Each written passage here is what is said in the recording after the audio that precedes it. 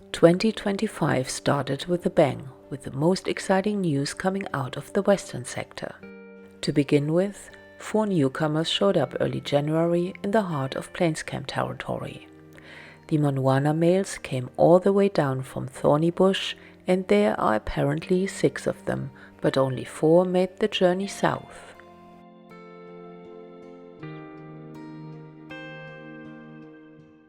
The first sighting of them was by the end of December in Gijima, but the crazy lion activities in this part of Sabi Sand might have led them further west. Only a week after they arrived, one of them was seen following the Mhangeni pride, who acted not too concerned about his presence. Fast forward another week, and it looked like the young Monwana got adopted.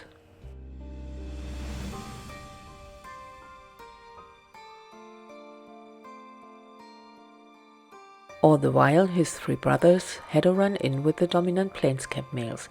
They got hold of one of them, but didn't injure him in a serious way. Recent sightings showed more of them following the Mhangenis, who don't seem to mind. These young males don't seem to pose a threat for the Mhangeni subadults, but they very well could potentially steer trouble for the other prides in the west. We just have to wait and see how this plays out, and we hope it doesn't end in a disaster. The Plainscamp males were extremely busy this month, and who knew that it would turn out to be a good thing for them, leaving the Nkuhuma pride alone. The Tsalala lioness was back in estrus and continued mating with the Plainscamp males.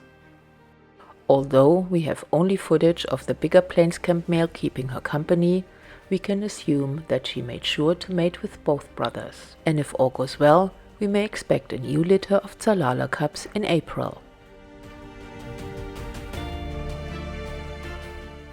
With all the pandemonium in the north, the aging duo of southern Avoca and Kruger male moved further south and ended up in the western sector. They were vocalizing, giving away their position, which of course made the Plainscamp males jump into action. Mid-January, the southern Avoca was ambushed while feeding on a giraffe kill and got chased by both of the Plainscamp males. Luckily, he got away, which could not be said for the Plainscamp male's oldest offspring. Upon returning, they found the Nkuhuma Breakaway subadults on the carcass, seizing the opportunity to get a bite. But to our surprise, their fathers did not appreciate their company. They handed out a beating, which is a clear sign that they won't tolerate the 3-year-old Nkuhuma Breakaway male much longer. The young chap got lucky though, because the injuries were not that serious. And to add to the growing pile of problems, the Nkuhuma and Talamati male also decided to pay the West a visit. As we've said many times before, these two make a round trip from the west to the south and back, and following the pattern of their movement, they might not stay there for long. Not counting Tumblela, who is by any means a permanent resident in the west, there were 3 coalitions who crowded the western sector, bringing the number of intruders up to 8 males.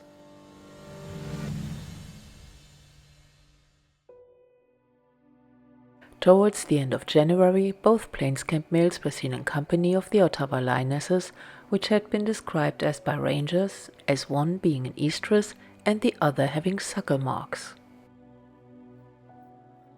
The joy was overwhelming when we finally got to see their first litter of 2 cubs. The cubs are still tiny, and from the looks of it, they are not much older than 5 or 6 weeks, and we hope we get a better glimpse of them soon to determine their gender.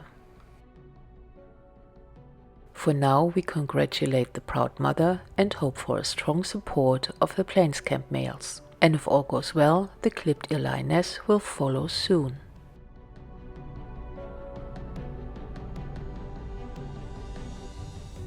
And more exciting news are coming from the Ximunghwe pride that the older lioness has given birth. The cubs are still hidden in the den, but we hope for her to have a bigger litter than the last time. The Ximunghwe lioness is 12 years old, and we sincerely hope that she is fortunate enough to raise her cubs in peaceful times. With her support, her stepdaughters have become beautiful sub-adults, and they will soon be ready to contribute to the pride's success. With all the recent developments, we can't help but wonder if the Plainscamp males will be able to continue their stronghold on the region.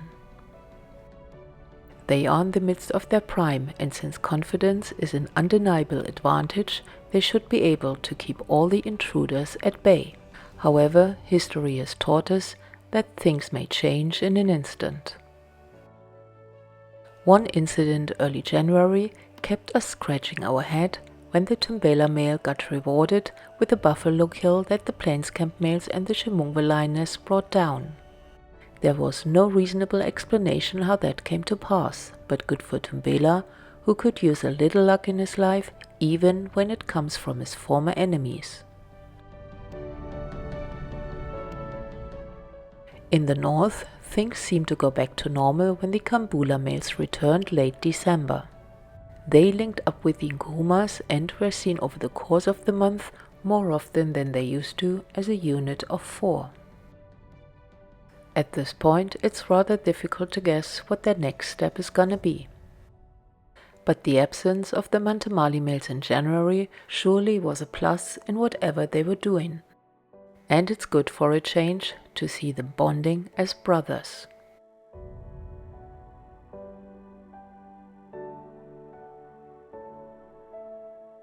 A very pleasant surprise awaited us when the lone Talamati lioness Tiyelele returned after 3 months of absence.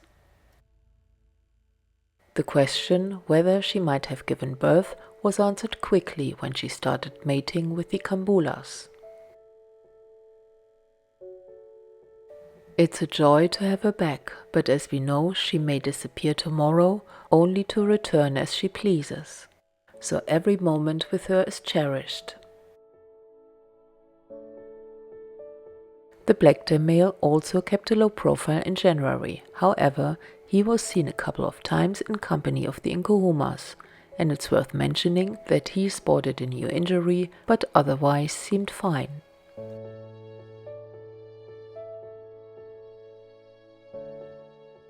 In central Sabi Sand, the Nzenga also welcomed another generation of Kambula cubs.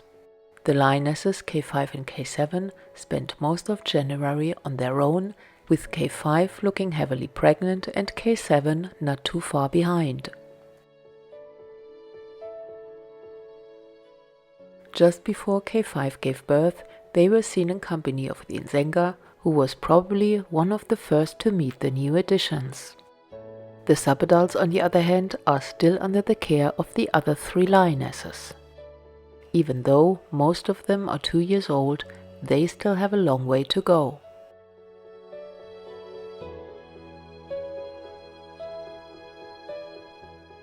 However, with the majority of them being males, they might be on their own sooner rather than later.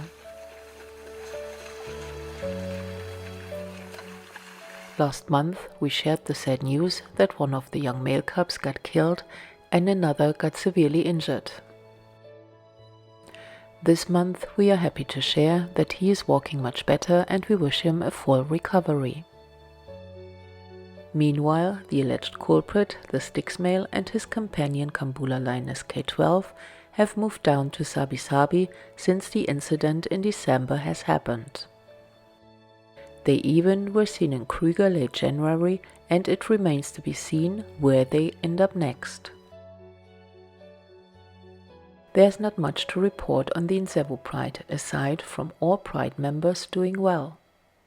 They kept a low profile in January and were mostly on their own. A funny incident happened in Londolozi when the Ntsevu Pride stole an impala kill from a cheetah family, and one of the cubs chose a comfy spot to feed in peace. Down in the south, the Gijimas are holding strong and their prides are thriving. Since the last squabble between the Gijimas and the Nkhulu males, the two coalitions stayed in their respective territories and gave each other a break. Even though it seems the males spend most of their time with the Msutlu pride, they also pay attention to the Styx, and in one incident, one of the older cubs was really eager to suckle from his dad, who obviously wasn't bothered much, which was utterly adorable.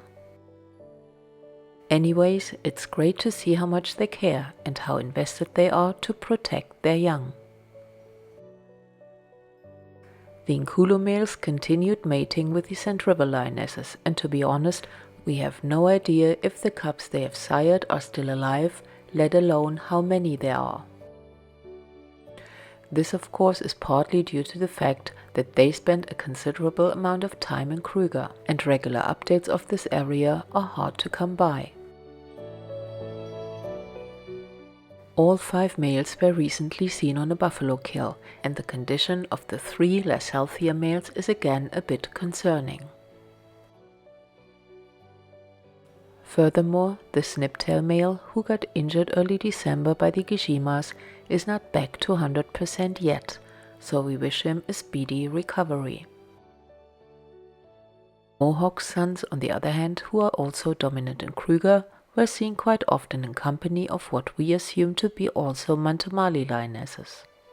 As we discovered last month, they've become fathers, and Mohawk is at least a grandfather and possibly also father to the cubs. Early January, Mohawk was seen with an injury to his lip, which looked quite sore and may have been caused by a hunt gone wrong. He was laying low in January, and we don't have updates on his condition yet, but considering the magic healing powers they have, he should be okay. In the meantime, his sons are guarding the territory and keeping the ladies happy.